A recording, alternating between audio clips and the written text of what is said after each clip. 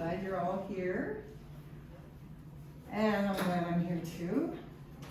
This is a new thing. I really never led a group. I mean, I've never felt like I had anything to instruct, but I lead support groups. But when you're leading a support group, you're mostly just you're listening. You're right. That's what it's all about. So I'm hoping that you guys have some questions, that you have some experiences that you'd like to share, and maybe this can be kind of a little support group. But so you all probably, since you're here, you got my little bio. So I became a caregiver by default. I guess it was God's assignment, because I would never have chosen to become a caregiver. But my husband needed a lot of help, and then he needed more and more and more help.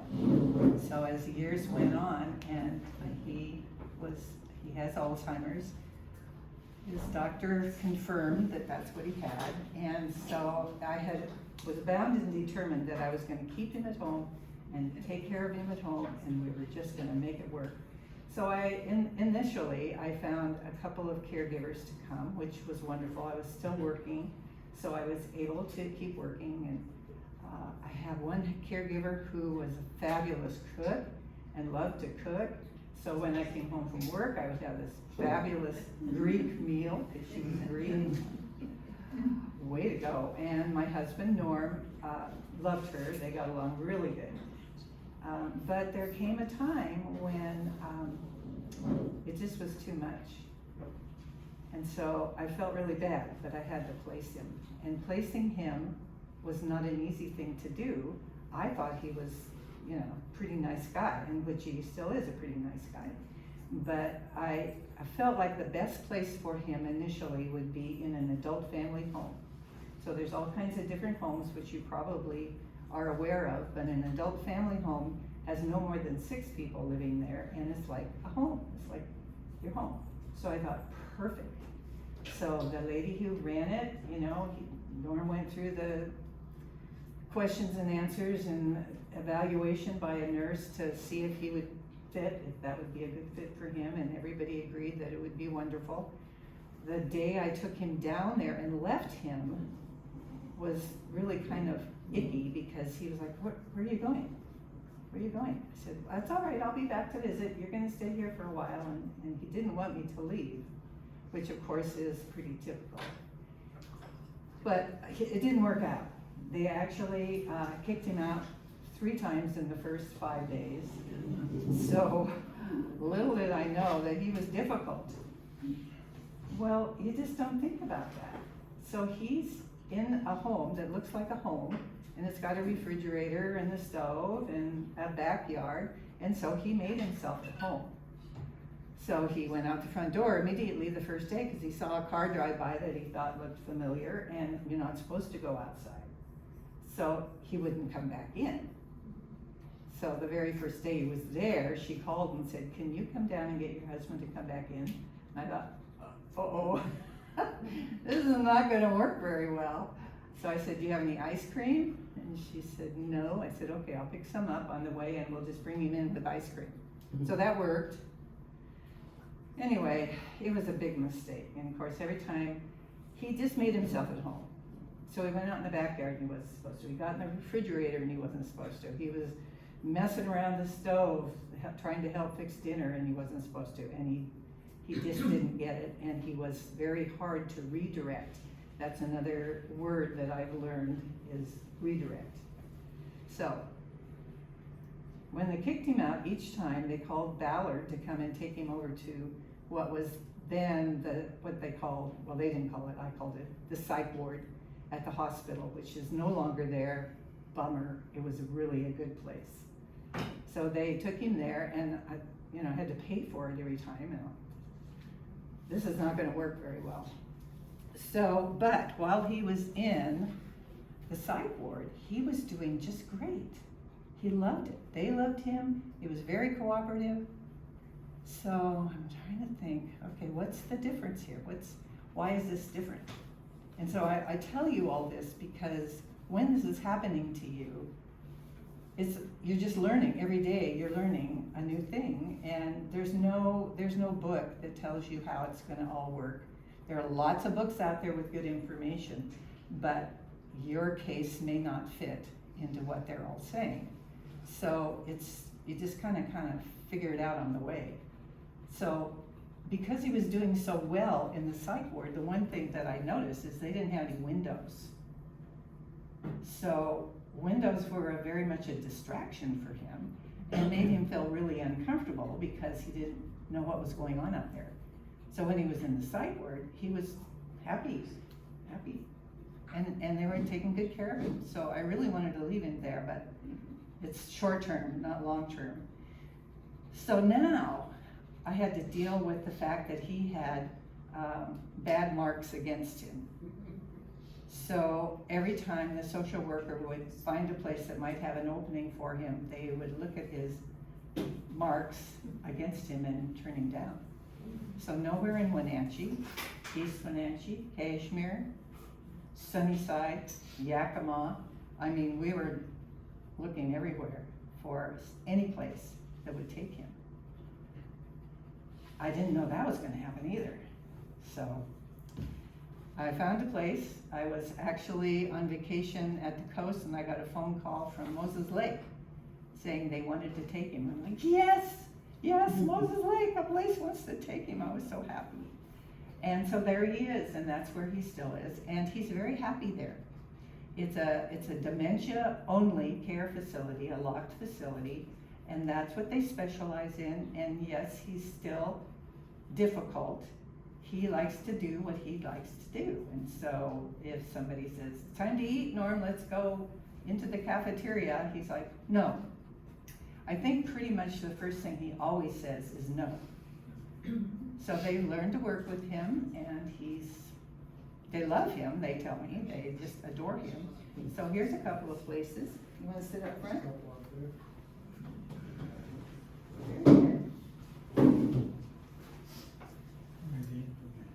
So that's kind of my story. So I'm wondering why you guys are all here. What made you want to come and find out about support groups? Anybody?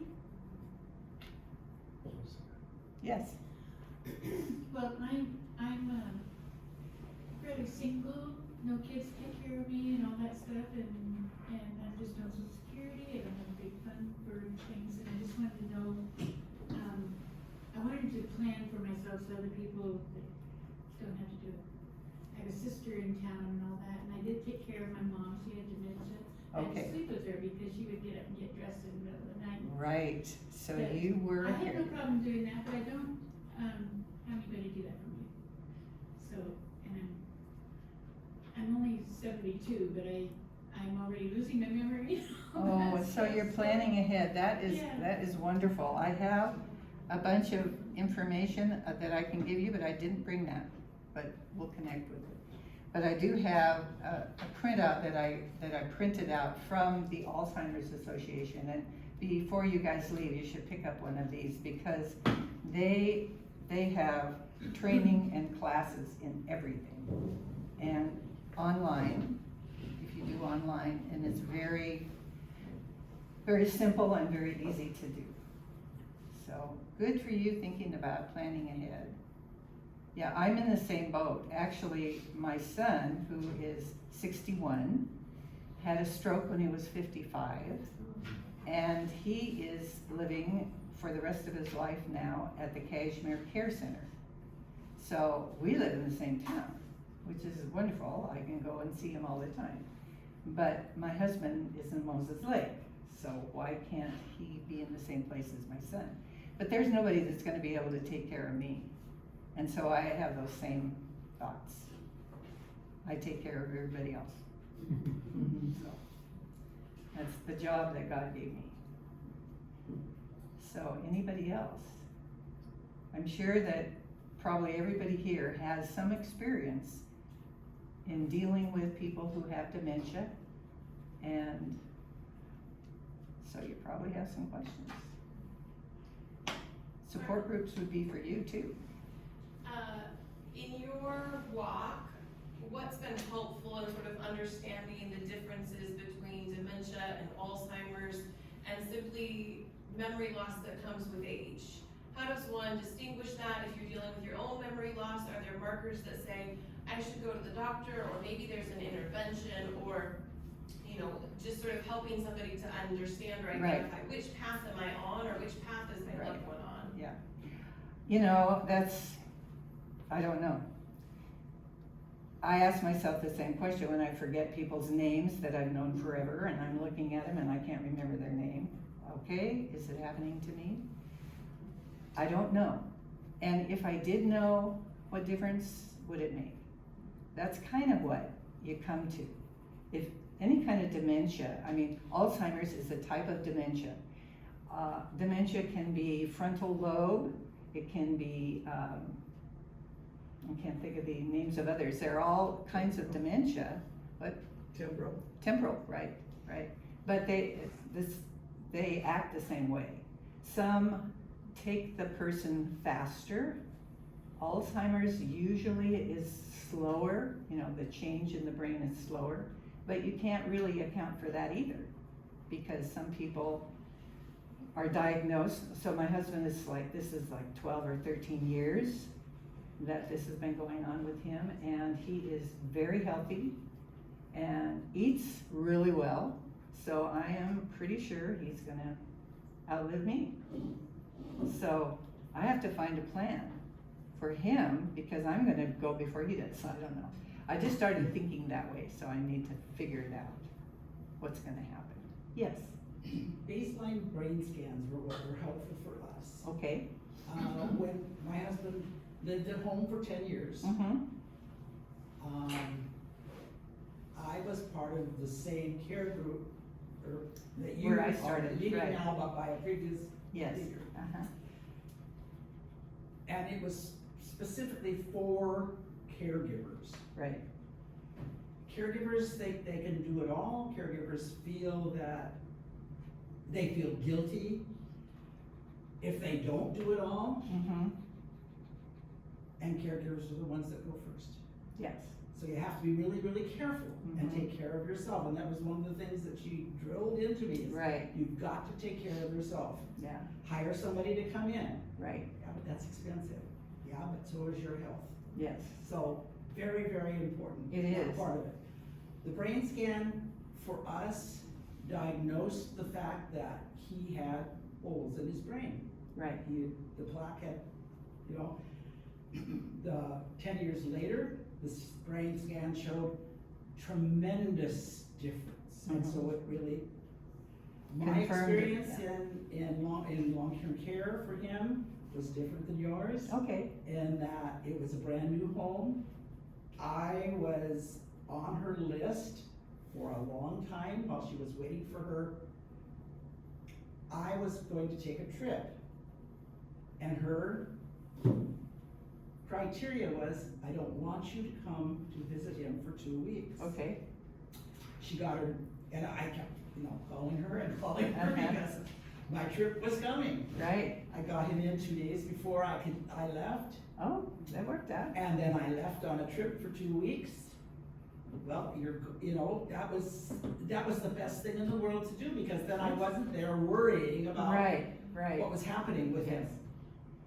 He was immobile. They had a Hoyer lift, Mm, which I was lifting him myself. Mhm. So these are the kinds of things that caregivers, and then, when he went on hospice, they came in and said, oh, we have a much better Hoyer lift, we will bring him. oh, yes, And so I was because he wasn't heavy, but he was 6'4". oh, boy, So, but they were so good, they could get him in and out of bed, into the wheelchair, from the wheelchair to his other chair.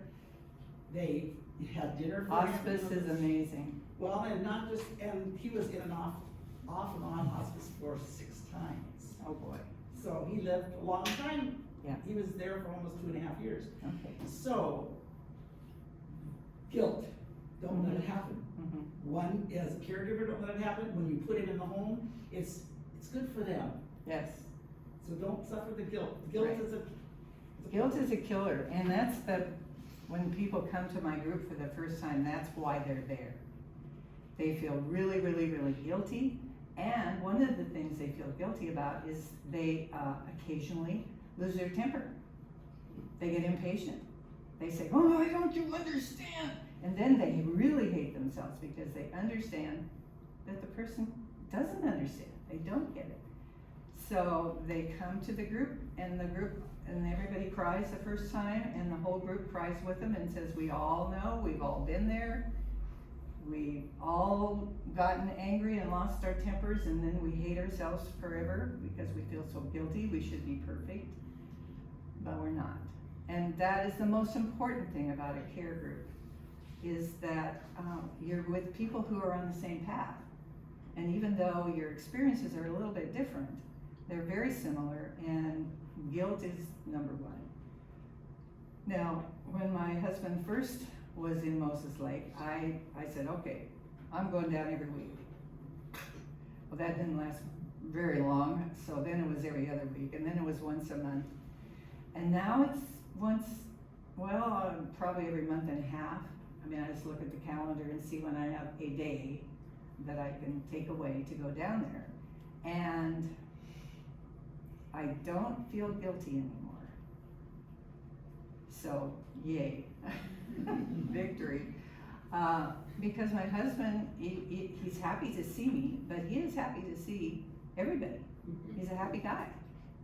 And he doesn't really know who I am. He loves to see me because I bring cookies. I'm not bringing ice cream anymore because it doesn't make it to Moses Lake. But, we spend a little time together. He doesn't talk. He has gibberish words, so we can't really have a conversation. He tells me stories and I smile and nod, and then we look at pictures of kitty cats. I find cat magazines and we go through those together, and that's our time spent together. So it's not real rewarding for me to make that trip, although I think it's important to keep checking on him and make sure that he's still as happy as he was the last time, and he always is, so that's important. Yes. I have a friend who is at the very beginning stages of Alzheimer's. And actually at Duke University Health Center, they have a mental or neurologist that is giving her infusions every other Monday. Infusions. It's a new treatment. I have the name of what she's getting on the phone, but there are significant side effects. The family got together and decided that they wanted to try this treatment, and she will have finished the whole year of that. And she told me that the last MRI showed that the plaques were not increasing. Okay. It didn't do anything about the ones that were already there. Right, But they're actually holding their own. Oh, And well, that's remarkable. it is. And to me, over the phone, she finds her words better. Night, of course, is bad. Right. She's tired. Things Mhm. are a little bit harder. Mm-hmm. But there's hope Wow. out there. Yeah, so Yeah. before you leave, I'd like to get the name of that. Okay, Share with my people. okay.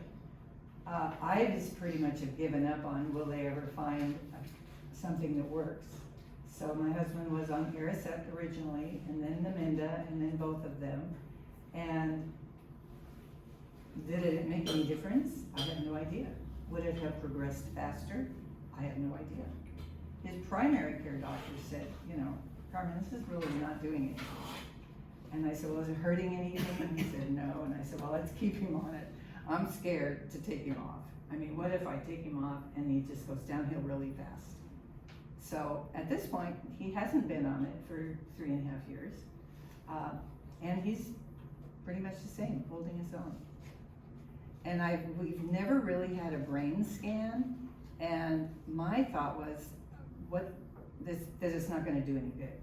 Yeah, okay, it gives me information, but I already know he has Alzheimer's. I already know the end of the story. So what difference does it make if I know how many plaques and tangles he has in his brain? But what works for me is not what works for other people, and I think it's important to do what you think you need to do. So, anybody else? Yes? Does your insurance pay for any of his care? No. So originally, we had long-term care insurance, which we paid into for years and years and years. And I just, good for us, we planned ahead. And I'm still paying on mine. But the long-term care insurance, didn't last very long. It was gone within a couple of years. And I had no idea that it would go that fast. And so as I'm placing him in Moses Lake, they're helping me to get onto Medicare or Medicaid so that the state will pay. And the state is paying. And I pay my share, which is not very much. I mean, it's actually gone down at like $800 a month, whereas the cost is like $6,000 a month. So it's very hard to be private paid for very long. Yes. Was that, did he qualify for the aid based on an asset splitting situation Yes. in your family? Yes. Did you have to have a lawyer to No. do that? I just work directly with the state, and because, you know, so my house, I get to keep my house and one car, Yeah, your half. right, and Norm is like separate. So I keep a separate account for him and keep track of every one of his expenses separate from mine. So, So that can be done with the facilities. yes, They have knowledge of doing that. they do, and honestly, Lake Ridge was amazing. They just said, oh, don't worry about it, we'll take care of it. I'm like, oh, good, because I don't know how to do all this. And they just jumped right in and did it. Well, I found out a little bit later that this was all happening with COVID. And so, the caseworkers were all working from home, and they were all trying to get things done just as fast as they could. So they just approved him, bang, bang, bang, bang. And then a year and a half later, I got a call and they said, okay, now we're gonna do a deeper dive. And so I had to justify, I had to show all the bank accounts, all the bank records back 6 years, and they were all there, but it was difficult. But then I understood that it was COVID that was pushing that really fast. Can I have a offer- question. You're with an association, or sorry we were late, but, does the association deal with like, advertising that you see on TV? And they have these wonder drugs that, those of us that are old have tried and they're worthless. Right. Is there some action that they do to stop people from spending their money on ridiculous things? Wouldn't that be nice? I know, initially I fell for a few of those. Yeah. No, there's not. The State Alzheimer's Association, which the walk to raise money is happening this Saturday, for the State Alzheimer's Association. But, they're doing research, they're trying to find a cure, but they're far, far away. Yeah. And anything that you find advertised, I mean, a lot of times what I would do when I found something that I thought sounded great, I would take it to my doctor, and he would maybe look at it or maybe not, and he'd say, no, I don't think so. I think we need to wait until this is proven. So he was my good person to bounce things off of. We go to a internal medicine doc that Mhm. specializes in geriatrics. you know. Oh, good. Well, sort of. Oh. And nice person and all Uh-huh. that, but really in terms of what they know about Alzheimer's is just about zero. I mean, they give you that quick little test on your memory, Right. try to trick you, and then you find out you don't remember. Right. I could have told them that before we got there. Right, yeah. That's exactly the situation.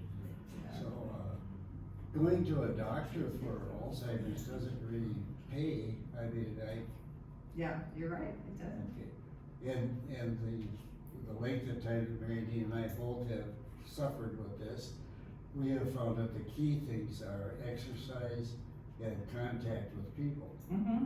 And I don't know how hard they advertise that, but they should, cause it is the They key, should. so far. You're right, you're I right. would think Well, they're very supportive of support groups, which is really wonderful, because you have a support group. Yeah. You have a group that you can talk about everything that's going on with you, and they get it. Yeah. You know, other people in your life don't get it, and you're not isolated, and one of the things that dementia does is it isolates you. I mean, one, if you're dealing with it yourself, you realize that it's hard for you to go out and talk to friends and go to church and stuff, because you kinda don't know what's going on, so you stay home. Well, the person taking care of you also has to stay home, so you isolate. So being part of a group is very, very important. But groups aren't for everybody. I mean, I've had people come to my group and say, I'm here, but I'm not gonna say anything. I said, okay, you just listen then, you'll find out a lot of things. Well, share with them that the group doesn't have to be an Alzheimer's group, any group. Right. is good. You're right. You're right. Just The social park club. communication Yeah. is an answer. Yeah. That's what we found. Yeah. But a group of, a caregiving group that specializes in helping you with a dementia issue is, everybody there can relate to you. And what I found is other groups that my husband and I were involved in said, oh, well, you know, we'll take Norm out for hamburgers and we'll do this and we'll do that, and just in a very short amount of time, nobody showed up. They were very uncomfortable, they just didn't know how to deal with it. But in a support group, you're there with people that show up and know how to deal with it. So, yes, Could I offer a couple things, just from working with folks over my years? Just a couple of notes. One is, if you're worried about you or your loved one, and I think this is true of any medical condition, take notes and write down how often things are happening, what's the frequency, what types of memories are you struggling with, or are they struggling with? So when you Right. see your provider, right, it's not just sort of generally there's memory issues, but specific things that they can point to, because there tends to be some differentiation, at least between Alzheimer's and dementia, of the types of things that are forgotten. So it's very normal for us to forget names. That's a Mhm. very common loss as we age. Right. It's less common, with just sort of aging memory that you would forget the name of this. right. If I were to point to this, most of you can tell me it is a watch. With Alzheimer's, often you can't get the name of objects. You might be able to say it's the thing that tells time, but you can't quite get the name right. Mhm. There's some differentiation, Very so if you're sort of tracking for yourself or somebody else, writing down the types of things that are getting elusive with Mhm. language or with tasks, that could help your provider figure out what's going on. I also want to say that a UTI, a urinary tract infection, especially in folks who are aging, can manifest as memory loss. Mhm. And so if there seems to be like a quick, just all of a sudden, now we don't remember boo diddly or we're really confused, that quickness can be because you have a urinary tract infection, where sort of standard memory loss takes some time, or a Yes. major traumatic brain injury. And so if you're having that sort of quick onset, go to the doctor, they can do a quick urinalysis, antibiotics generally resolve it. Mhm. It's a very simple thing, but I've even seen, you know, as a pastor, sometimes I see people 3 times a week. I see them on Sundays and in Bible study and somewhere else, and I notice the degrading mindset. We've all heard the same story 15 times from this lovely woman, and then all of a sudden it's really, really bad. Right. I've been able to talk to them or a family member and say, I think maybe something else medical is going on and it's worth checking on. Well, dehydration too is another Yeah. big one. It is, yeah, well, dehydration leads to UTIs, they're Right. sort of hand in hand. 2 other things I wanna share, you sort of touched on it, that, as the provider, you're sort of losing pieces along the way, you're letting go along the way. Mhm. And as part of that, that's grief. And so just like you have to do grief work after somebody dies, it helps if you're doing grief work, if you're slowly losing your Right. loved one. on Right, to attend to it and talk about it and deal with it. yes. And then the last thing, if you're an online person, there's a woman named, I don't know her name, but her group is called Be Light Care. And she specializes in memory loss. She has TikTok and Instagram and Facebook and a website, all those social media things. But she provides tips and explanations for what to do. Like your loved one doesn't want to drink water, so instead of saying, here, drink more water, Mm-hmm, you take 2 cups of water and say, can you tell me which one of these tastes better?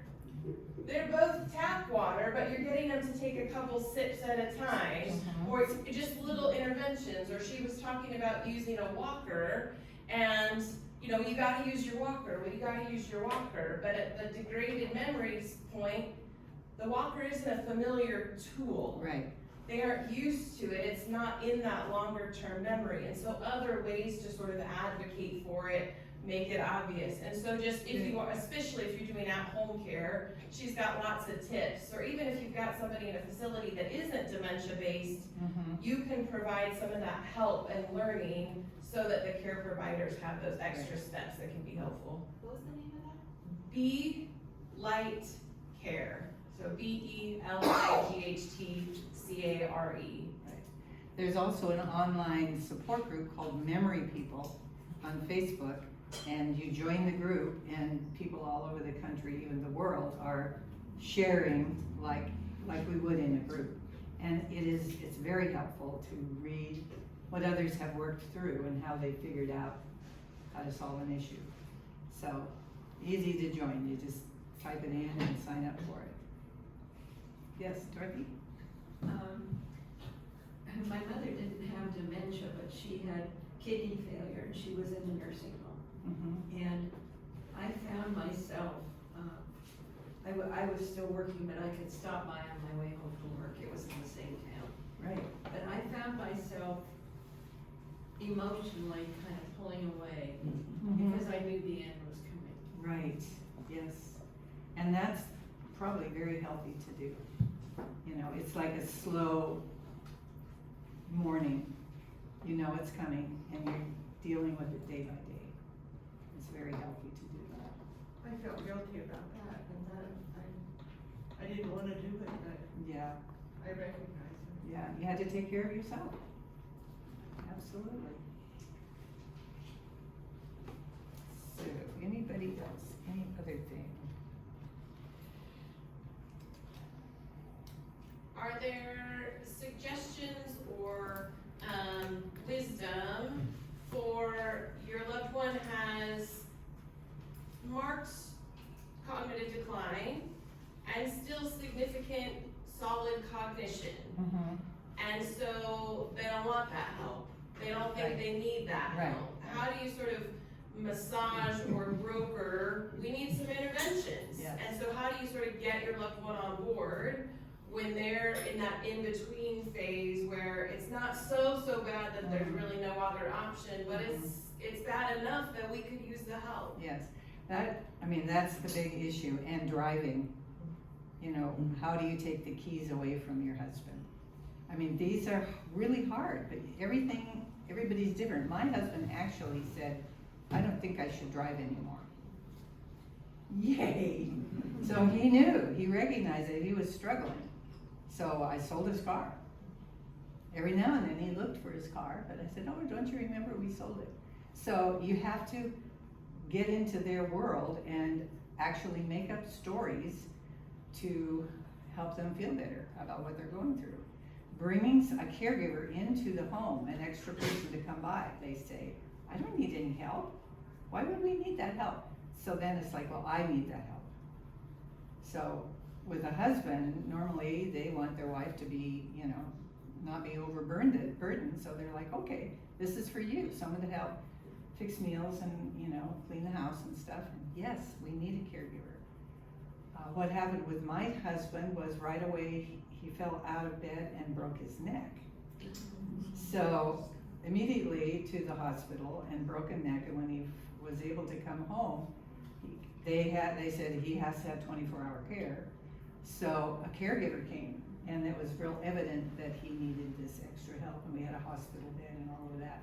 So that transition happened really fast.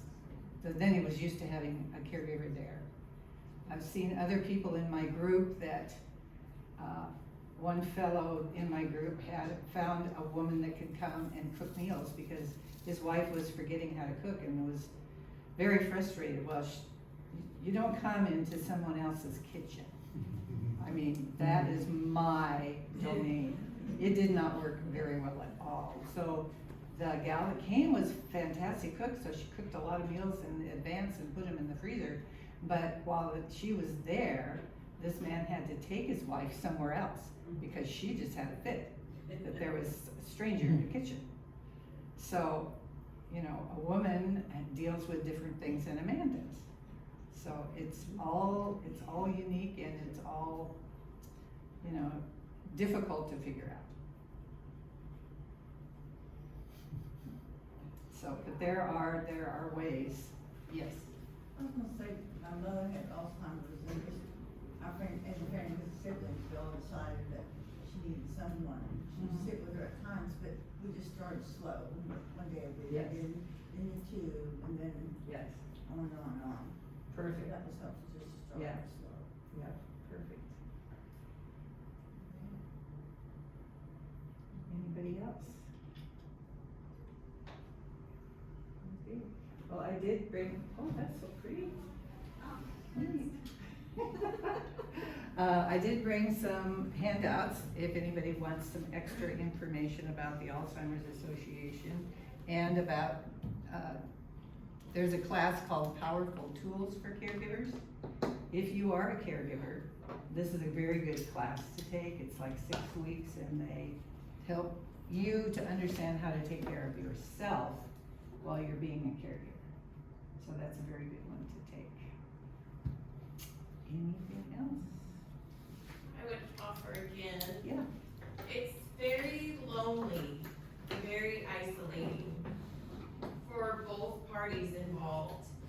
And so if you're willing and able to have those touch points, to talk to somebody, to know at the very least you're not alone. And one of the challenges with memory loss is the variability. So there's not this predictable path that somebody who's been on can sort of tell you, well, first it's gonna be A, and then it's gonna be C, and then it's gonna be D. And so that can feel very frustrating of, well, why am I gonna ask for help if everybody's case is different? Mm-hmm. But knowing other people who struggled with that variability Absolutely. and, you know, trying to navigate can be really, really important and helpful. Within the church, we have lots of folks right now who are dealing with these things, whether it's a partner or a parent. Mm-hmm. This is not any single individual in our congregation, Right. in this congregation or any congregation. And we have a number of people who have already had to say goodbye to their loved one. Meaning they've been on this journey and now they are not, but they can come alongside just understanding how Right. profoundly challenging it is. Yes. And so it's easy to self-isolate Mm-hmm. and to get really, really just homebound Mm-hmm. because going out is so hard. Yes. And conveying your story is so hard, and we don't want to speak ill of our loved one, and that Yes. feels hard. And I want you to hear me clearly that it is really important that you Mhm. share your hard. Yes. Yes. One of the things too is don't hide it from your neighbors. Right. Because for a long time I was working and my husband was home. And the gal across the street had just had a baby, and she would call me every night and said, he went out for a walk today, I watched him, he went to the end of the block and he came back. Your neighbors Wonderful. are really very helpful. Oh, yes. Yes. So, you know, also understand that you do all the work and you're raking, because we're getting into raking season, and my husband would say, oh, I wanna come help you. Mm-hmm. And he'd come out, and he'd take a chair, and sit it down, and watch. That was helping. Yes, that was helping. At least he didn't tell you how to do it. No, he didn't. But he did feel like he was helping me, and that was, you know, that was wonderful. It was you know, and I'd work in the garden, he'd take his chair out and sit there and watch me. Mhm. Because And that's that was good. that was his domain before. Yeah, and that made him feel like he was Yeah, still part, for you. he's participating in his life. That was a good Like that, thing. Jim. But, so that's the other thing, is that they become very, very, very dependent on you. You're the one, I mean, like you walk into, you go to the bathroom, they follow you in the bathroom. You go sit down, they go sit down. I mean, they get very, very, very dependent on you, which is crushing because you have no time for yourself. Remember too that they don't remember, and so That's right. consequently I used to leave, he could still read, so Uh-huh. I would leave notes. Yes. You know, I've gone out to do this, I'm here, I'm there, Mhm. Yep, so for sure. that's important. Yeah, I've still got some of my old notes behind the bathroom mirror, and I look at them every now and then to remind myself. I've gone walking, be right back, you know, that was one of my notes. I've gotten in that habit too, so when I go to visit my son, I leave notes. on the Oh, table. good idea, good And idea. I leave and go do Yeah. something. Did you label your cupboards, what's in it? You know, a funny story is that when I retired, I had my kitchen remodeled. My husband was the one who got up and he would make his own meal for breakfast, and he could do his own lunch for a long time. Well, we had to move everything to the living room, and we washed our dishes in the bathroom. And when we moved back to the kitchen, he could no longer cook his meals, and he could Oh. no longer wash dishes in the kitchen. It had to be in the bathroom. Bye-bye, I'm glad to meet you. So, you know, you don't change habits and then expect them to relearn them. Right. It just doesn't happen. No, for sure. Yes. I think I'm gonna just add a little to what I said about two things that, I personally have learned about Alzheimer's. Good. I think the activity thing needs to be really pushed hard by your association. 20 years ago, Mary Dee and I moved here from Minnesota, and we bought a horse ranch up in Arundel, which was lovely, and enjoyed it until we couldn't do it anymore. Right. And our pastor of this church asked us, we must have came across as very social people or something, said, would you host like a meeting of like 20 people, newcomers to our church? And we did. And from that group of 20, about 10 just became fast friends, and we call them the posse, and we Yes. do everything together. That's so And important. that is the best kind of support group, and it's not an Alzheimer's, it's not Right. dementia. Right. It's just It's people just that support. care, Right. but they all are aware of our situation, Mhm. and we're treated that way. Mhm. An interesting fact of all that is we play cards a Uh-huh. lot, and we have fun, and we laugh a lot, Yes. which is very good. Laughing. Very And important. here's the thing, one of us isn't really remembering things too well, Right. yet in playing cards, they are excellent. They Yeah. remember It's all amazing. the rules, they play correctly. Oh my gosh. And these are people that supposedly shouldn't be doing any Right. of those things. Yeah. So there's a Good. hook there, there's something that I think that needs to be followed up on. The second thing I'm gonna talk about is exercise. We're already in our almost 90, and we play tennis 3 times a week, doubles tennis. We're the oldest people there by far, and it's really great fun, and it keeps us going, and it gives you something to look forward to, and you meet another group, support group, who understand our situation, Yes. and they share thoughts with us, Yes. which really helps a lot. So I would, to me, I think those are answers that have indicated something that works so much better So much than better. all the other stuff about Yeah. diagnosing this or that. Right, and The all the thing is, when you medication. diagnose it, you got a problem, people like us, we forget. Mhm. And you go home and it's lost. Right, But if you're exercising, and if you're playing cards, and if you're socializing, right. just like you always did, And eating, that would work. you know, diet, your diet is very important. It is. Eat really good food, yes. I wanted to reinforce the exercise, and Yes. this was 20 years ago. Our youngest daughter was hired right out of college to work on an aging study. It was through UW cooperating with some other universities across the country. She was working on the link between exercise, insulin, and memory. And she was working with people on aerobic versus anaerobic exercise Mhm. programs. And she would, feed in, they would do some testing then, and she would feed in the results. She said every time the statistician that I shared my office with started working with the data, she said, I had to leave, because he would say things like, this one group of people is actually testing higher now than when they started the program. And she was so afraid she would say, those are the people with aerobic exercise. Yes. So she immediately came home and said, Dad. Yes. Keep moving, it's very important. And stay upright. Yeah. Okay. So, another thing I'll just leave you with is that I went to a support group that Jan was leading in Wenatchee, and I talked her into starting a group in Kashmir because I didn't want to keep having to drive to Wenatchee. And then fairly quickly after that, she moved away. And I said, well, can I keep this group going? And she said, sure. So I did. And it was like 2 years later that I went through a training with the state Alzheimer's to become official. Yeah.